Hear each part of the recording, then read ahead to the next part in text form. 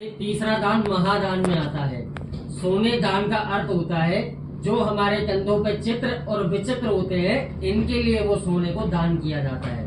अब सोने का आप कुछ भी बनवा सकते हैं, सोने की चाहे सुई हो गई, कान का, जो भी आपकी मनोकामना हो, मन इच्छा हो, या जितना भी आपके पास धन हो, अपने हिसाब से, अपनी श्रद्धा अनुसार। ये नहीं है कि सोने का पूरा भैया मूर्ति बना करके आपने दान कर दी। मैं तो भगवान से ये प्रार्थना करूंगा आप सभी ये ऐसा करते रहें और भगवान आपको खूब दे और आप खूब दान करो।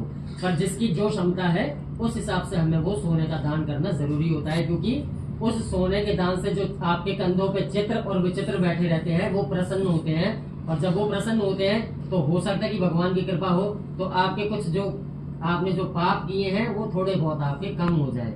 इस तरीके से तीसरा जो दान है सोने का बताया गया है।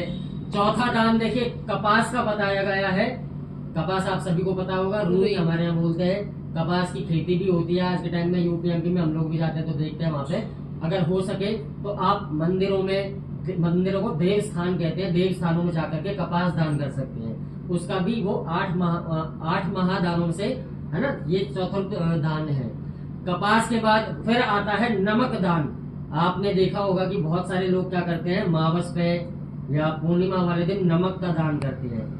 उस नमक के दान से क्या होता है, आपके जो पितृ होते हैं वो प्रसन्न होते हैं, है ना, और वो आपको आशीर्वाद देते हैं। आपने यहाँ पे भी देखा होगा भंडारे वगैरह में, अगर कुछ हमारे मंदिर में भी होता रहता है भंडारा, तो सबसे पहले लोग क्या पूछेंगे, पंडित जी नमक बता दो कितना भिजवाना है, 10 किलो भिजवाना है या 20 किलो भिजवाना है। अरे भैया तुम 20 किलो नमक भेज रहे हो, 10 किलो नमक भेज रहे हो, ऐसा तो है नहीं कि हम दोने में नमक रख के पूरी के साथ भेज बांट देंगे सबको, है ना, ऐसा नहीं होना चाहिए। नमक क्षमता अनुसार, मतलब यदि भाई सब्जी बन रही है तो सब्जी में ज्यादा से ज्यादा कितना नमक चाहिए होगा, 1 किलो, आधा किलो, बस, इससे ज्यादा नहीं होता है। पर अब लोग क्या करते हैं, दे नमक, हमारे पास कम से कम 15 से 20 किलो नमक मंदिर में यूं ही रखा हुआ है, पर फिर तब भी हम होता है। ठीक है जी, अगर कोई भी श्राद्ध, कोई भी पितृ के लिए आपको दान करना है तो सतनजा बहुत अति उत्तम चीज है दान करने के लिए। अब सतनजा ऐसे दान मत करना, उसकी विधि मैं आपको बता देता हूँ।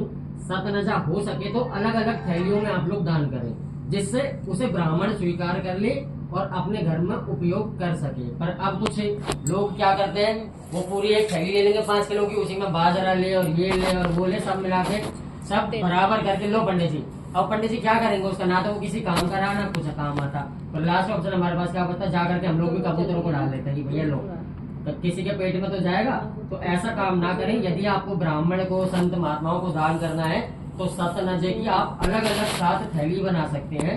फिर जाकर के वो आप संकल्प करा करके, जिसके भी नाम से आप संकल्प करा रहे हो, पुत्रों की, माता पिता या दादा दादी, जिसके भी नाम से आप करा रहे, वो जाकर के आप संकल्प कराइए, क्योंकि बिना संकल्प के कोई भी दान स्वीकार नहीं होता है। हमेशा आप याद रखना कि आपको कुछ भी दान करना है, श्राद्ध पक्ष भी चल रहा हो ना, 15 दिन के पितृ पक्ष हमारे यहाँ होते हैं धरती पर, है ना, भूमि पर। जब पितृ पक्ष होता है तो पितृ पक्ष में भी आप कोशिश कीजिए, जो पंडित जी को आप भोजन करा रहे हैं, कि पंडित जी पहले इसका संकल्प करवाइए। संकल्प में आपका गोत्र होता है, आपका नाम हो गया, या जिसके नाम से हम करा रहे हैं, माता पिता दादा दादी, उनके नाम से उनका नाम लेना अवश्य होता है। तब जाकर के वो भोजन आपके दादा दादी परदादा इत्यादि तक पहुंचता है। इस तरीके से सतनजा दान कीजिए। सतनजा के बाद देखिए भूमि दान, मैंने आपको बताया कि जैसे हमने आपको ऋण का बताया कि भाई आपको देव ऋण से कैसे छुटकारा मिलेगा, कि जिस भूमि पर अन्न उगा हो या धान लगी हो उस भूमि को आपको दान करना चाहिए। अगर आप इतने दान दाता हैं, इतना दान देने वाले हैं, उस भूमि को आप दान करें, तब जाकर के आपका भूमि दान होता है।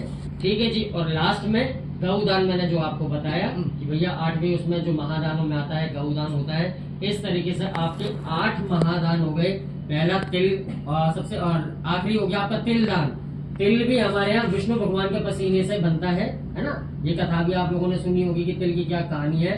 पर तिल में आपने देखा होगा जब हम पिंड बनाते हैं, पिंडों में भी काले तिल का उपयोग होता है, या हमारे यहाँ सकट चौथ इत्यादि कोई भी त्योहार पड़ता है तो भी उसमें हम सफेद तिल या वो जो भुने हुए तिल आते हैं, ब्राउन वाले जो तिल आते हैं, वो भी आप लेकर के दान कीजिए अगर हो सके तो ये सारी चीजें आपके 8 महादानों में आती है। पहला तिल हो गया, दूसरा लोहा हो गया, तीसरा सोना हो गया, चौथा आपका कपास हो गया, 5वां नमक हो गया, छठा सतनजा हो गया, और 7वां भूमि हो गई, और 8वां गौदान हो गए।